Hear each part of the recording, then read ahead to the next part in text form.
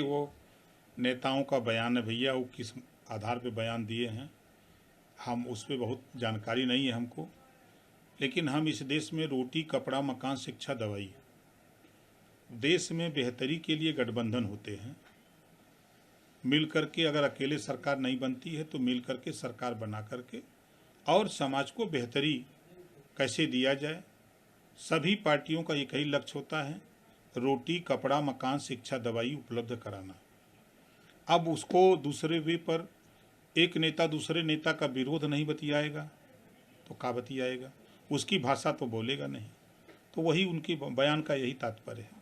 कांग्रेस और समाजवादी पार्टी भाई, शिवसेना भाजपा से गठबंधन किया, ममता जी भाजपा से गठबंधन की, नीतीश जी गठबंधन की, निषाद पार्टी ने गठबंधन किया, सो भाजपा ने किया, अपना दल ने किया।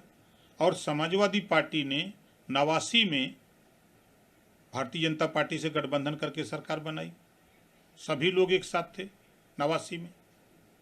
तो ये राजनीति में ना कोई किसी का दोस्त है ना दुश्मन। वो जब वो गठबंधन करेंगे, कल जब वो करेंगे तब ये बोलेंगे। इसके साथ ही एमपी चुनाव में जेडीयू ने इंडिया गठबंधन में दरार हो सकती है। भाई, समाजवादी पार्टी उतारी तो दरार दिखने लगा।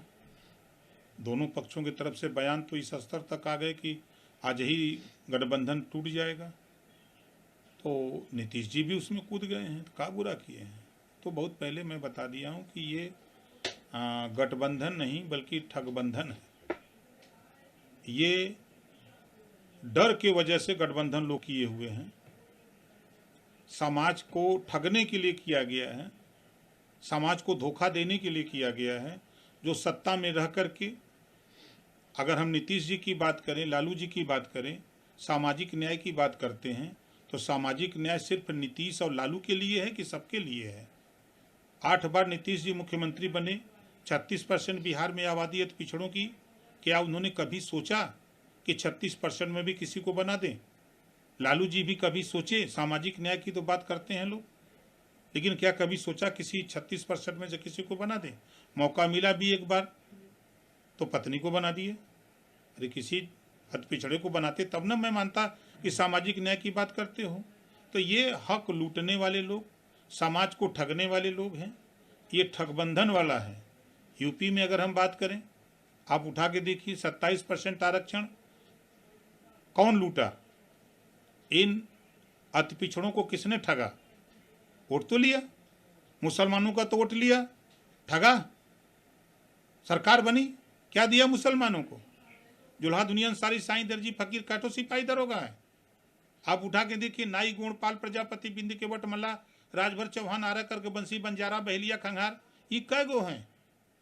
इन लोगों का वोट लेकर ठगने का काम ये लोग किए हैं। लंबे समय तक कांग्रेस की सरकार थी।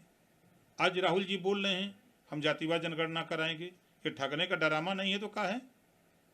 जब सदन में 2011 की जनगणना सार्वजनिक करने की बात आई तो पेपर किसने फाड़ा? राहुल गांधी ने। आज जातिवाद जनगणना की बात कर रहे हैं, जब सत्ता में थे तब आपने जातिवाद जनगणना क्यों नहीं करा दी? आज अखिलेश जी कह रहे हैं जातिवाद जनगणना। सरकार में जब आप लोग रहते हो तब तो नहीं करते हो। तो ये पूर्ण रूप से ठगबंधन है भैया, ये गठबंधन नहीं है।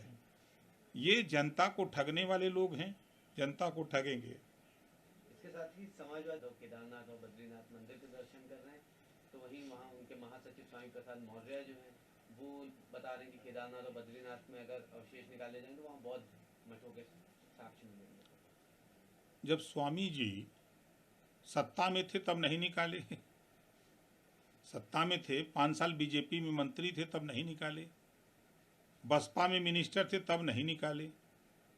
अब उनको भेजा गया है समाजवादी पार्टी में कि समाजवादी पार्टी जब तक रसातल में न चल जाए तब तक आप इसी तरह बयान देते रहिए। पूरे देश के लोग मान रहे हैं, पूरे देश के लोग जा रहे हैं, दर्शन पूजन कर रहे हैं। अब तो ये अखिलेश जी को विचार करने की ज़रूरत है कि उनके राष्ट्रीय महासचिव कह रहे हैं कि नहीं नहीं, वहाँ बौद्ध के अवशेष हैं और पूरा देश से लोग जा रहे हैं वहाँ, कि नहीं केदारनाथ धाम हम लोग जा रहे हैं दर्शन करने। वो तो उनको सोचने की ज़रूरत है। तो इनको किसने भेज दिया समाजवादी पार्टी में जब ये समाजवादी पार्टी को रसातल करने गए?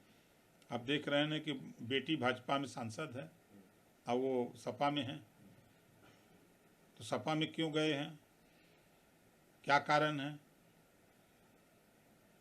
बयान उनको देखिए। कुछ इसके पीछे के इतिहास को भी तो प्रकाश डाल नहीं, के हम नहीं बताएंगे। तो आपको ये कहाँ से अनुमान लगा है? अरे भाई, आप सोचिए, पहले बयान पर ढोल गंवार शूद्र पशु नारी पर सपा में 2 गुट हो गया, हुआ था ना। और 2 गुट ही नहीं, आपके चैनल पर आकर के लोग बयान देने लगे, तब अखिलेश जी को कमान संभालनी पड़ी। दूसरे बयान पर डिम्पल जी को आना पड़ा, तीसरे बयान पर राम गोपाल जी को आना पड़ा, चौथे को बयान पर शिवपाल जी को आना पड़ा। अब पार्टी के कुछ लोग बयान दे रहे हैं, शिवपाल जी का भी बयान आया, राम गोपाल जी का, कि व्यक्तिगत बयान है उनका। भाई व्यक्तिगत आपके घर में रह करके और कोई घरे में अकेले एक चूल्हा दगा दे, गैस सिलेंडर रख के कहे दाल कहें कहा, वो व्यक्तिगत आप दल के बना होता है, ये कैसे संभव है? ये दिख रहा है ना। चलिए एक आखिरी सवाल है, तो सारी चीजें कंप्लीट होती जा रही हैं, कब तक कयास लगाई जाएगी आपने? जल्दी होगा। देखिए, उम्मीद पर पूरी दुनिया टिकी है और जो बात हुई है वो बात होगी। कुछ चीज़ें चुनाव को